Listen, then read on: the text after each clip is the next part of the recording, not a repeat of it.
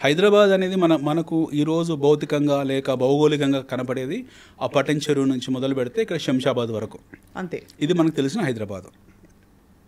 ఇదే హైదరాబాదు ఒక 100 ఏళ్ల క్రితము ఈ కాచిగూడ, నింబోలి అడ్డ లేకపోతే చార్మినార్ పరిసర ప్రాంతాల్లో ఉండేది. ఒక 200 ఏళ్ల క్రితము ఇదే హైదరాబాదు మీకు కేవలం చార్మినార్ ప్రాంతం వరకే ఉండేది. ఒక 300 ఏళ్ల క్రితం హైదరాబాద్ అనేది ఒక్క చార్మినార్ వరకే పరిమితమై ఉండేది. 400 ఏళ్ల క్రితం హైదరాబాద్ లేనే లేదు. కరెక్ట్. అంత ముందుకు ఉండేది గోల్కొండ సంస్థానం. ఆ గోల్కొండ సంస్థానంలో హైదరాబాద్ అన్న చిన్న గ్రామం. హైదరాబాద్కి ఏం పేరు ఉందో తెలియదు, రకరకాల పేర్లు చెప్తుంటారు, బట్ రియల్ నేమ్ హైదరాబాద్ ఏంటో మనకు తెలియదు. యాక్చువల్లీ చెప్పుకునే వాళ్ళు బోల్డ్ చెప్పుకుంటారు. ఈ గోల్కొండ సామ్రాజ్యము ఏదైతే ఉందో మనకి, గోల్కొండ సామ్రాజ్యంలో హైదరాబాద్ అంతర్భాగం కావడము, దానికన్నా కొంచెం ముందుకు వెళ్తే ఇది కాకతీయలో అంతర్భాగం. కాకతీయ రాజుల్లో అంతర్భాగం. కాకతీయ రాజులు ఉండేవాళ్ళు, వాళ్ళు పరిపాలించే వాళ్ళు.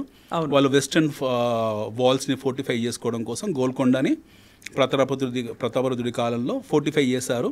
తర్వాత బహుమని సుల్తాన్లు వచ్చారు, వాళ్ళు ఆక్రమించుకున్నారు.